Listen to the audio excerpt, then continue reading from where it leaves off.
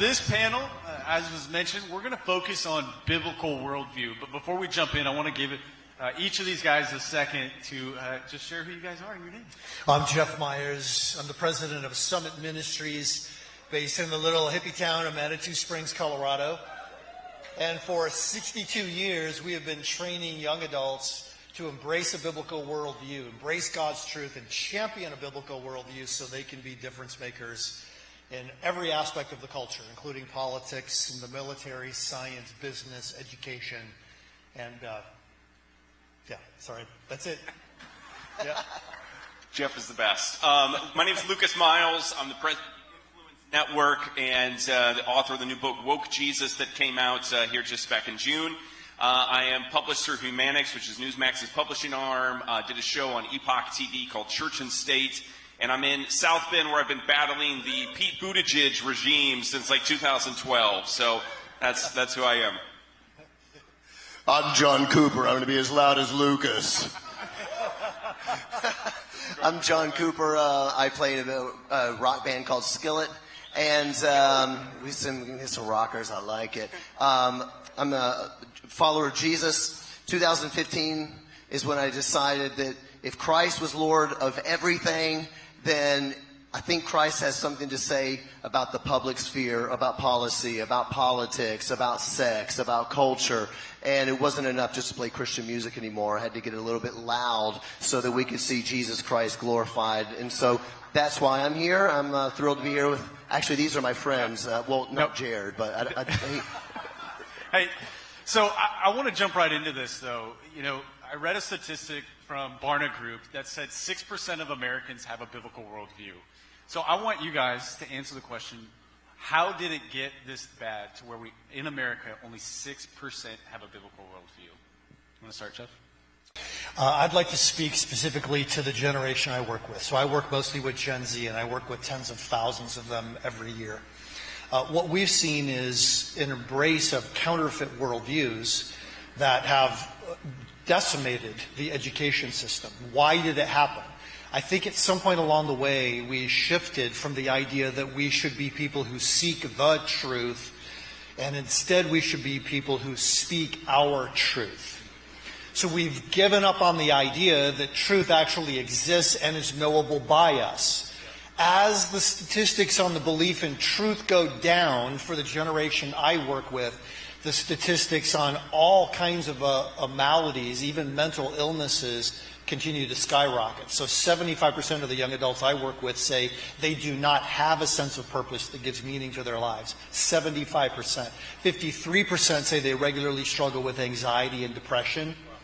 And nobody will believe this, but this is if you work with young adults, you'll know this is true. 39% do not know what gender they are.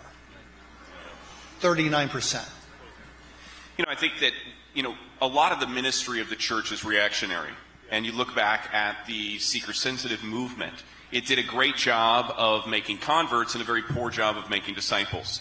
And so, I call it the genetically engineered church. I was walking down the road one day eating an orange, and I was just having a conversation with the Lord, and this orange happened to be a seedless orange.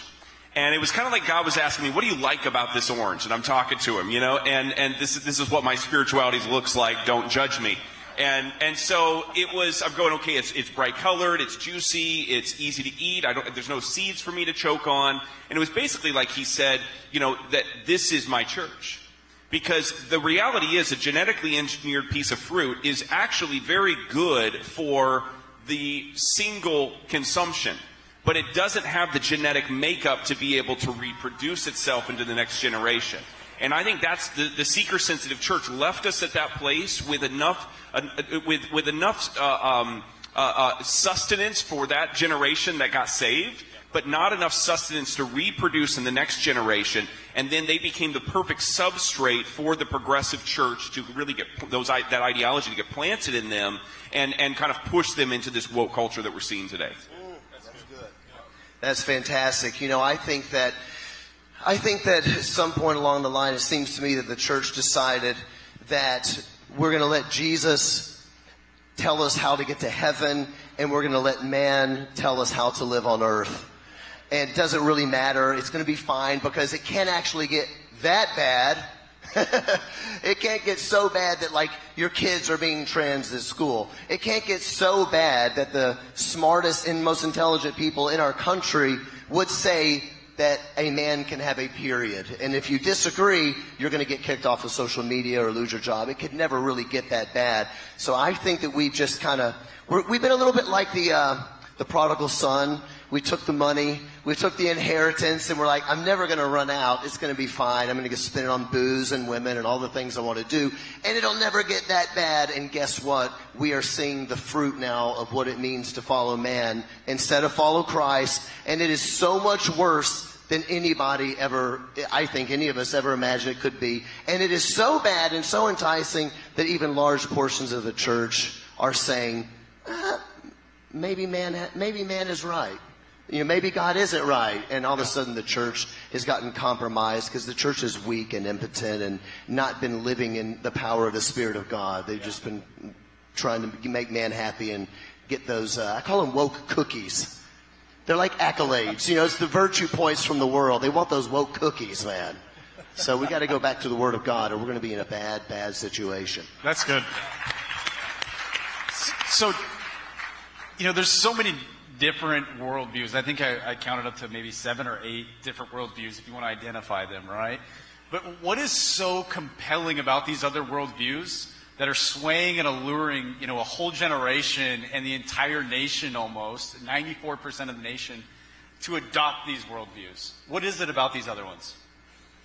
I'm going to try to give my answer as quickly as possible because I want to hear what these guys have to say. I think what's compelling about a false worldview, and by the way, when I use the term worldview, I mean a pattern of ideas, of beliefs, of convictions, and of habits that help us make sense of God, the world, and our relationship to God and the world. So when we talk about counterfeit worldviews, it's like a counterfeit watch. It's actually not just a different view of the world. It is a view of a different world. So a Marxist will say the world you think exists, in which God is the creator and Jesus rose from the dead, is not the world that actually exists.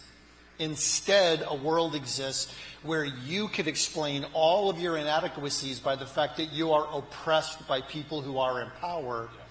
And then you can get resolution. You can have salvation through revolution. Okay, so that's an example of a worldview.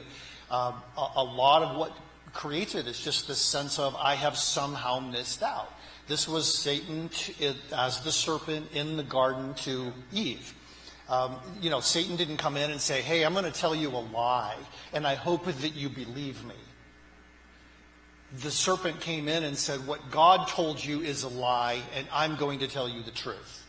God is not good. And so anybody who can take that kind of a shortcut and get the appearance of real value without having to actually put in the work because it's somebody else's fault, that pretty much explains the age in which we live. When you look at heresy throughout church history, heresy is heresy because it is partially true. Yeah. If it were entirely true, it wouldn't be heresy. It would be something else. It would just be some sort of pagan belief or something like that.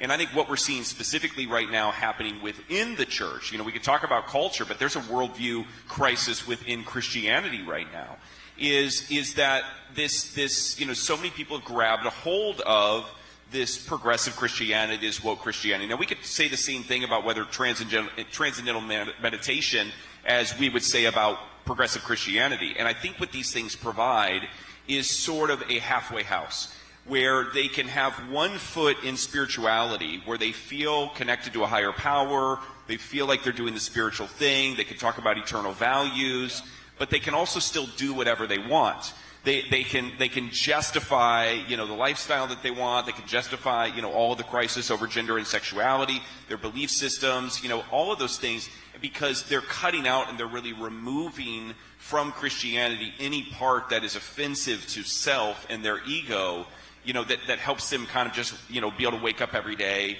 without condemnation. It's the searing of the conscience, is I think, from a biblical standpoint, what's happened there.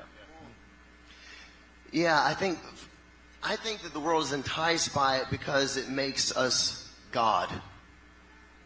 The end. Yeah. Right? It makes me God. I get to do whatever I want to do, and whatever I feel is right is what is right. Whatever I feel and my feels is what is true. Nobody can tell me differently, and anything that I do wrong, as you just said, Jeff, isn't my fault. Society made me do it, you know. So it's that. I think there's also a spiritual component, obviously, to this. Proverbs 8:36. But he who fails to find me injures himself. All who hate me love death. If you hate wisdom, you begin to love death. I mean, why do we think that abortions are actually rising in this country? Roe gets overturned. It's rising. How many more babies could we want to kill, right? Something in the 40-something% of all abortions are repeat customers. Why is this happening? Why do we call pornography free speech? Because we love death. We're a society that loves it, and we can't get enough of it because we want to be God, and it's just this thing. We need Jesus Christ to set us free and to reshape our minds from the inside out, right? Yeah. But the key here is that the church has influence, right, in our culture. The craziest statistic that I just read when coming up to this panel was that there's 37% of pastors in America hold to a biblical worldview. It's crazy. 37%. So we're in a room full of pastors. My question is to you is, and we'll start with you, Lucas, because I know you wrote a book about this, addressing woke pastors. I kind of want to hear what you think as far as how can these pastors in this room, when they go back home and they're in their networks with their other pastors and in the community with other pastors, how do they address this? How do they confront this with these other pastors? Yeah, no, so good. And, you know, Barna has been responsible for a lot of that research, and not the Barna Group, but George Barna at Arizona Christian Cultural Research Center. And you know, his, just a plug, if you're looking for a resource for the millennial generation, I worked on a project with there's about 12 of us on that with George called Helping Millennials Thrive. And it is a great resource for this issue of worldview that I'd highly recommend for pastors to get a hold of. When you look at this, I think that it really starts at the seminaries in a lot of cases, because you have people that go to the seminaries, you know, to become a pastor. They're going to, you know, Bible college or Christian university, and they're expecting that to be the safe place. They're going there because it's not the secular university, you know, that they don't think they're going to have all the things. But oftentimes they find themselves, you know, sort of hijacked or side railed by this progressive ideology from professors. And so, you know, I've done a lot of work on this in you know, some of my writing, where there has been this dark money that's passed into Christian universities in the same way that you had the Harvards and the Yales and the Notre Dames and even, you know, like a University of Michigan that used to be very pro-clergy. These institutions that were raising up, they were specifically started to, you know, train up the best pastors in America. Over time, they embrace progressive ideology, and now you can't even get Harvard to mention its Christian roots on the historical tour at Harvard, which I've done. And so now we're starting to see that, though, with some of the second-generation schools. And I'll probably offend somebody by this, but the Wheatons and the Biolas, they're still great people at these schools. There's still great professors that are there. But there's infiltration happening, the Azusa Pacifics and these things where, you know, it depends on who you get for that class, on how safe it's going to be. And so when you have progressive professors that are then training progressive pastors, now all of a sudden they go back to these pulpits and they're starting to shape progressive parishioners, and we're starting to see that worldview shift in America. And I think that's a major thing, that's not the only thing, but a major part that's responsible for it.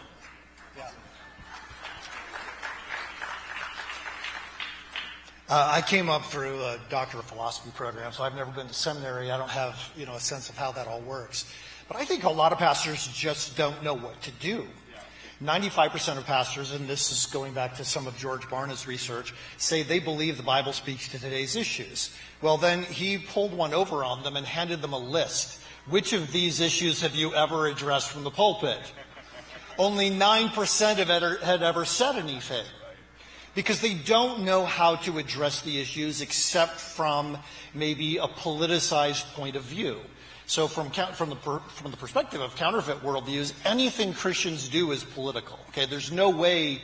If you speak to abortion, you're being political. If you speak to sexuality, you're being political, right? Because to a leftist, everything is political. So what do? And a lot of pastors, they come back from events like this and say, well, I'm just going to address all the issues at one time. You know, and everybody's walking out. What happened to that guy? You know, why? You got so cranky all of a sudden. But there is a way to do it, and that is to address what the Bible says about something and then compare it to the counterfeit worldviews. So, for instance, on the question of how could God be good when there's so much evil in the world? Every person in your church is asking that question. Every single kid I work with, that's one of their top 5 questions they ask. But what nobody ever does is say, okay, so how do other worldviews handle that? A secular worldview says, well, it doesn't matter. DNA, as Richard Dawkins said, DNA just is. It doesn't know, it doesn't care about you, it just is. And we dance to its music. So then you start to ask, well, what does the new spiritualist worldview say? That evil doesn't actually exist. Okay, what does a Marxist worldview say? Evil exists because those in power oppress us. And all of a sudden you realize, wait a second, there's only one worldview left standing that makes any sense of the world at all, and that is a biblical worldview. That's right. That's really good. I want to piggyback on that. When I found out we were doing a pastor's summit, I honestly just think, why do they want me coming to a pastor's summit? I'm just a dumb rock star. Even though I do dress better than you guys. I don't know. What is this? There's not a single lightning bolt. I don't even understand this. But I really want to piggyback on this because I spend my time around a lot of young people, families, secular world, rock and roll shows. And I go to a church that I love. I have the best church in the world. I love my church leaders. I hope that everything I have to say to you and about them, that everybody understands how honoring I want to be of them. Nobody appreciates pastors and elders and people like that more than me. My father-in-law is one of our pastors. I love my church. I also live in Kenosha, Wisconsin. Kenosha, Wisconsin is where Kyle Rittenhouse shot and killed 2 people. You guys remember the Cryon, the mostly fiery but peaceful protest? 3 blocks from my house, all right? 3 blocks from my house. And we are right in the middle of it. And so you would think that means that we had a lot to talk about at my church. And I will say, love my church. You know how many times we talked about it? 0. We never discussed BLM, systemic racism, whiteness. Is it okay to self-defense? Is self-defense okay or not okay? And the list goes on of the things we never talked about because my church leaders, who I love, are so committed to the gospel of Jesus Christ that they are absolutely convinced that we don't need to talk about anything else. And I keep saying, I meet pastors like this all the time, and I just say, you are never going to convince your people that just stop worrying about abortion. Stop worrying about BLM. Stop worrying about DEI class. Stop worrying about drag queens coming into the kids' schools and teaching them about transgender. It doesn't fine. They'll hear the gospel at church. Who cares if they learn there's 32 genders? Who cares if a dude comes into your daughter's dressing room? Who cares if fill in the blank? You're never going to convince people, and I would argue you shouldn't convince them that these things don't matter because they are reshaping and restructuring the world they live in. So the question has to come down to, are your people going to hear it from you, or are they going to hear it from Madonna or Britney Spears or whoever young people listen to today? Because I don't even know, because I listen to cool music. I don't even know who sings WAP. There you go. Are they going to hear it from these people, or are they going to hear it from you, their pastor? This really upsets me because Christ has something to say about the way the world is created and the way things should be run. So let's do it, baby. A couple things on that. I am a pastor myself. I started preaching at 17. I've been at the same church. This is actually our 19th year. We have an anniversary next month. for that, and that's a rarity that somebody's at a church that long that they started. And I don't take that for granted. And we even make it through Indiana winters to do that. And so it's God for that reason. But look, I was at one time kind of lured by the Christian left early on in my ministry. Fortunately, I had some people that pulled me out of that pretty quickly. But I've always had a fairly conservative worldview. I've been biblically minded on a lot of the major issues, but I wasn't focused on those things the way that I am now. And in 2015, 2016, I made a conscious choice, and it was really more about what was happening locally in South Bend with Buttigieg, even than it was the national election. But I started teaching through a series on what does the Bible have to say about all these issues? And I was watching, this young guy go on the campaign trail and exegete passages of Scripture and use them to justify, all the various socialist and Marxist ideologies that he was pushing. And so, I started addressing that because we had a lot of people that were tied into the community that were influential, and I wanted to make sure that our church had a good worldview about this. And we lost 40 to 50% of our church in 8 weeks. 8 weeks. And now look, I wasn't yelling at anybody. I still don't own a red hat to this day. If somebody wants to give me one, I'd, take it. We didn't endorse a candidate from the stage. It was just, what does the Bible have to say about free market versus socialism? What does it have to say about sexuality, gender, these things? Wasn't addressing even people's names from the stage. And I had a choice at that moment. Do I, capitulate and sort of try to reel back on this, or do we double down? And we've doubled down. Since that time, thank you, we shut down for 3 weeks during, COVID and went to live stream only. And then we're like, wait a minute, something doesn't smell right here. We opened back immediately. Told my church I don't work for the health department. We've grown 4 times since that. And so, I'll kind of end with this, is that, pastors, in the same way that we see, and Jeff brought this up, Satan come in the garden, really, we have this whole experience. And what's God's response? Who told you that you were naked? And to that, I would say, who told you that abortion was a political issue? Who told you that, sexuality and marriage was a political issue? Who told you even that national sovereignty and an open southern border is a political issue? God establishes nations. All of these things, first and foremost, are theological, spiritual issues. Our faith might shape our politic, and hopefully should, but these are not first and foremost political issues. They're spiritual issues, and you have an obligation to prepare God's people by teaching them about them. Yeah. And kind of before we close in just a few more minutes, I saw another statistic that said 13% of youth pastors and children's pastors hold to a biblical worldview. They're the ones who are leading the next generation, investing and discipling. A lot of parents in y'all's churches trust these youth pastors, and I know some of your youth pastors may even be borderline woke pastors. So how should they address these pastors, these youth pastors, and then how should they be shaping the worldview of the next generation? I know this is what you're strong in. Yeah, so I'm very passionate about this. So I take your question and then I change it to the question that I want to answer. That's how we roll. Is that good? Is that good marriage advice? Works every time.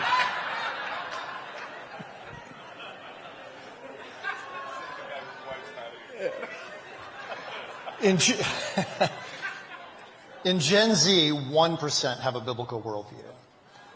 And 70% of young adults who are significantly involved in church in their high school years are no longer even attending church by the time they reach their mid-20s. That's the bad news, but I want to give you the good news. It is not inevitable that young adults walk away from their faith.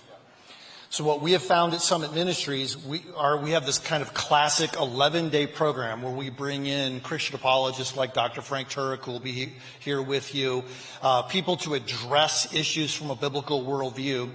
We ask students, bring all of your tough questions with you, and then we're going to talk about a biblical worldview and show how it is plausible that this worldview, better than any other, explains the world we actually live in. Then we're going to talk about the counterfeit worldviews. Then we're going to equip you to talk about all of this. 1%, remember, is their peer group. By the time they leave those 11 days, 94% say they embrace a biblical worldview. That's incredible. And so we continue studying them 1 year, 5 years, 10 years out. 85% maintain a biblical worldview. Now, Lucas speaks at this program. He can tell you we create an environment where young adults want to learn, where it is cool to learn and grow. And the impact of that is so incredible. You know, let me ask you, if you knew that an 11-day program could have that kind of impact, and they could come back with a passion for Christ and a passion to make a difference in the world, would you not move heaven and earth to make it possible for every young adult in your church to have an experience like that? To me, that's what the focus should be. If we can help you, summit.org/church, and then you'll see the resources that we have for you there. Can't recommend it enough. It's phenomenal. Yeah, it really is. John, anything you want to add before we close? I would love to say this. This is something I'm really passionate about that I think we all need to do. I've written this in a book that's going to be coming out later this year, but it's basically, it's really simple, but it's amazing how many people I think have forgotten this. And it's that God created let me start over. I think we spend so much time complaining about stuff that maybe we're not doing the best job of putting out a positive view for young people. This is why it's positive as opposed to just, don't do this. Why does it matter? God created a moral universe. Then he gave us a moral law that is compatible with his moral universe. So think about it like this, how weird it would be for God to say, man shall not lay with man as he lays with a woman. But in the natural world, that's the only way to produce children. Do you see, that would be really weird. God would be giving you a moral law, but it makes things in your life go really bad. That would be really strange, right? Actually, what God did is he created a moral universe, and then he gives us a moral law. And when you obey his commandments, you find out that you are blessed. When you obey his commandments, you flourish, you produce, you create nations that are good. You create laws that are actually good. You create true equality, not fake equity, which is what the left is always talking about. You create a society that says, no, pornography is not free speech. No, we will not allow pornography anywhere, not just for 18 and above. It won't be allowed anywhere because it is slavery. That is not actually what liberty is. So when you obey the moral commands of God, your life is going to be so much better. And I think if we could promote this positive vision as opposed to God's just saying, don't do this, as if it's arbitrary. But the law of God is not arbitrary. His ways lead to life. And I think we need to do a better job of putting that positive vision out. Lucas, 30 seconds. 30 seconds. All right. So first off, I think that what you're doing here is if it's not the continuation of your journey into becoming more serious about these things, I hope it's at least the start for you. This matters. And I'm so thankful for groups, like Turning Point USA and Turning Point Faith and Charlie and Will and everybody that's part of this, that this churches have to start working together. Focus on unifying with other brothers and sisters in Christ over primary doctrines. And let's circle the wagons against this false ideology. Stop fighting about micro doctrines with each other. Circle the wagons, and let's really stamp out this heresy once and for all. Amen. That's it. Thank you, guys. God bless y'all.